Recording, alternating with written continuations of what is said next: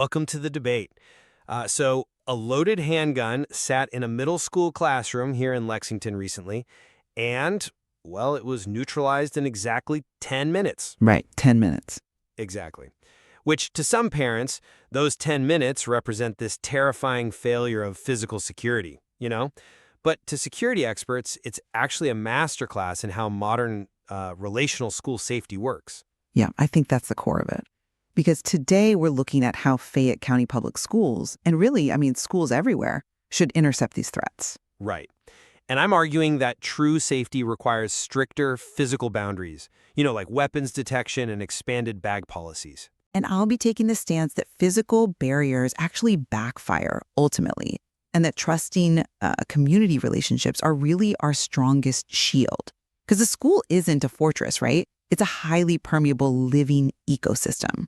I mean, sure, but a student successfully brought a gun into the building on April 16th at Tates Creek Middle. Let's not gloss over that fact. Well, no one is glossing over it. It's just that... Because for parents dealing with the trauma of past local incidents, like that 2025 shooting at Gainesway Park, where a sixth grader literally had to run for his life, a gun crossing the school threshold is a systemic failure. I understand that fear. It's incredibly valid. Right, so relying on a student tip to find a weapon after it's already sitting in a classroom, it's like relying on a smoke detector instead of just fireproofing the building. Yes, the alarm went off, and yes, the fire was put out quickly, but the fire was still inside the house. Okay, but the flaw in that fireproofing analogy is that schools aren't, inanimate buildings. They are living communities. If you treat students like fire hazards, like scanning them, searching them, marching them through metal detectors, they actually stop communicating with you. You really think a metal detector stops a kid from talking to a teacher? Absolutely. There is a vital psychological insight here. Highly visible security measures can inadvertently induce high-stress cognitive loads in students.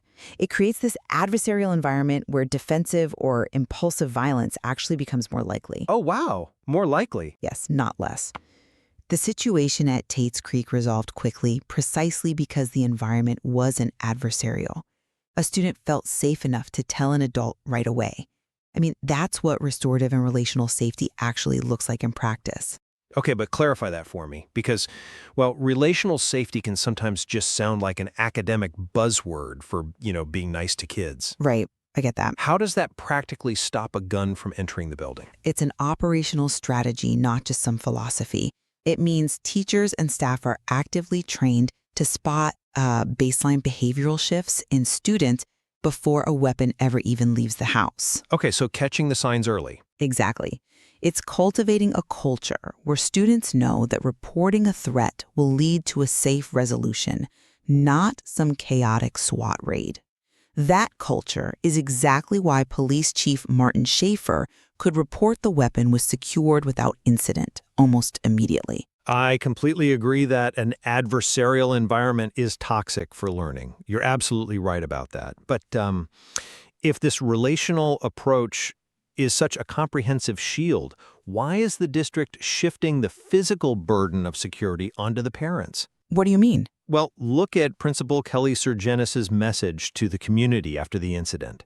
She literally begged parents to monitor student belongings. If the administration acknowledges that backpacks are the primary vulnerability, why are we leaving that strictly to the honor system at home? Well, shouldn't the district take ultimate responsibility with standardized bag checks at the door? see, I don't view that as shifting the burden at all. It's acknowledging a partnership. When a parent talks to their kid and, checks their bag before they leave for school, that is a relational intervention. But it's outside the school's control. Right, but it happens in the home, rooted in care and guidance. If you institutionalize that exact same search at the school doors, you completely change the dynamic. It goes from parental guidance to institutional policing. I hear you, I really do. You bypass the root causes of why a student might feel the need to carry a weapon in the first place, and you just opt for a superficial physical barrier. But a physical barrier is exactly what terrified parents want when the alternative is, hoping a troubled kid's friend decides to speak up. It's not just hope, though. I hear your point about the psychological impact of metal detectors, but when you look at the anxiety in this local community, Preventative physical security, basically guaranteeing the gun simply cannot get inside, feels like the bare minimum we owe these families. We can't always bank on a 10-minute response time. But it wasn't luck, though. The 10 minutes wasn't luck. It was the direct result of a trusting school climate. The quickest, safest resolution to any threat isn't a locked door, it's an open line of communication.